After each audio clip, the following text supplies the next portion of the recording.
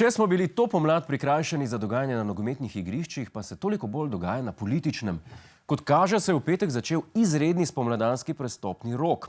Potem, ko je iz ekipe SMC v ekipo LMŠ že v petek prestopil poslanec in ljubiteljski bademajster Jani Möderndorfer, je Počivalškovo mogočno barko ta teden zapustil še Gregor Židan. Ta bo po Olimpiji, Mariboru in SMC zdaj branil še barve SD. Dajmo pogledati, kako je Židanovo potezo komentiral njegov novi kapetan Matjaž Han.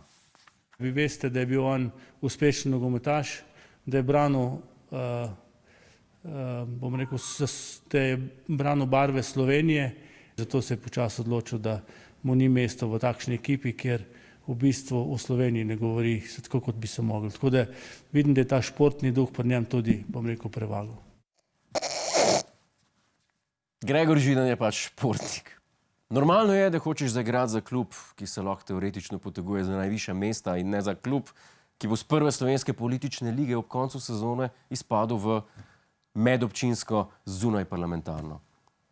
Takoj po odmevnem prestopu se je na Twitterju oglasil tudi velik strokovnjak za politične prestope, človek, ki je v tem mandatu postal tako častni član SDS, kot tudi nečastni predsednik stranke SMC.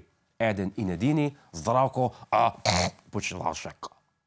Predsednik stranke Zdravko Počivalšek se je na dogajanje precej dvoumno odzval prek Twitterja. Citiram: "Židan dan za sponzorje poslanskih prestopov se utegne kmalu končati."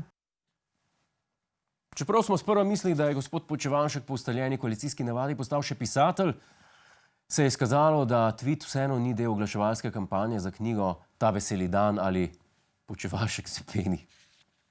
Zapisom je namreč hotel zgolj povedati, da utegne tudi sam ponovno prestopiti, tokrat iz ministrskega na poslanski stolček.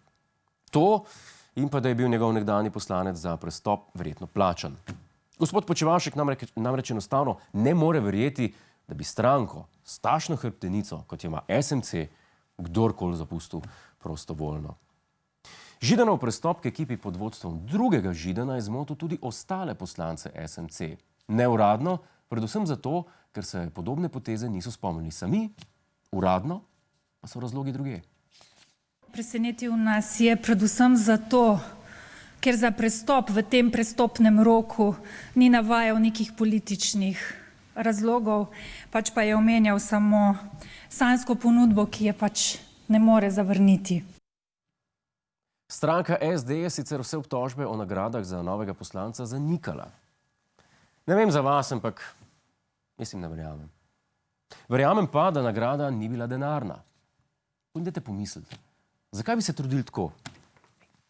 Pst, Židan, a te zanima 100 jurjev?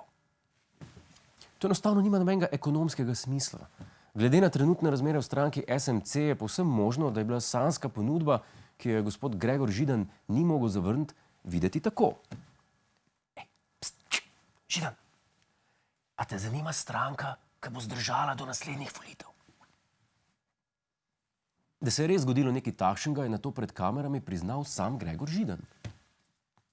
Verjetno vas zanima tudi o sanjski ponudbi, ki je tako famozno prišla na površje. Moja sanjska pogodba je dogovor z SD-jem, da gremo na naslednje volitve in poskušamo zmagati.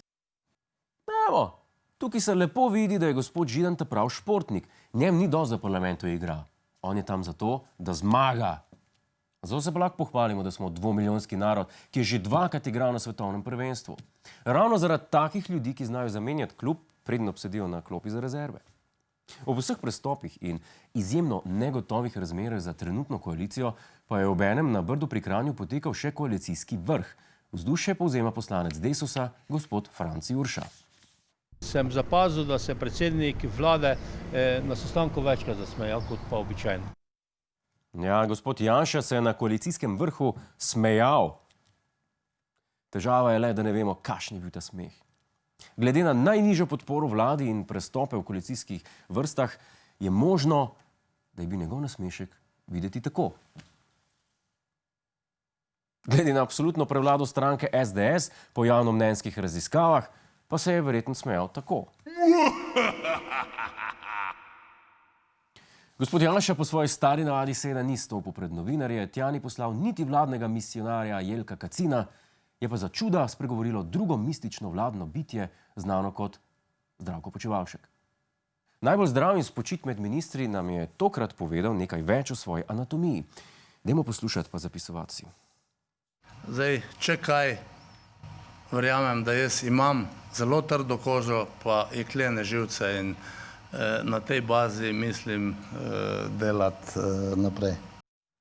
Tako je. Vrsto Zdravko Počivalšek oziroma po latinsko reliquam salutis corruptius lahko spoznate po trdi koži in jeklenih živcih, poleg seveda drugih najznačilnejših lastnosti, kot so obračanje po vetru in dolgi prsti. Slučajno vem, ker zbiram slikce kraljestvo vlade. Kakorkoli že, koalicija ima po zadnjem odhodu zgolj za en glas večine, opozicija pa naj bi celo napovedovala možnost konstruktivne nezaupnice vladi. Kaj se bo zgodilo, nihče ne ve.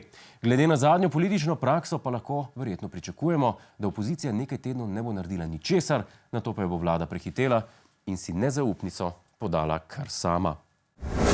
Hej, to je naš YouTube kanal, klikni na ta gumb in se naroči, da boš na tekočem. Polajkaj pa nas tudi na Facebooku in na Twitterju, pa na ulici, pa na kakšnem javnem WC-ju.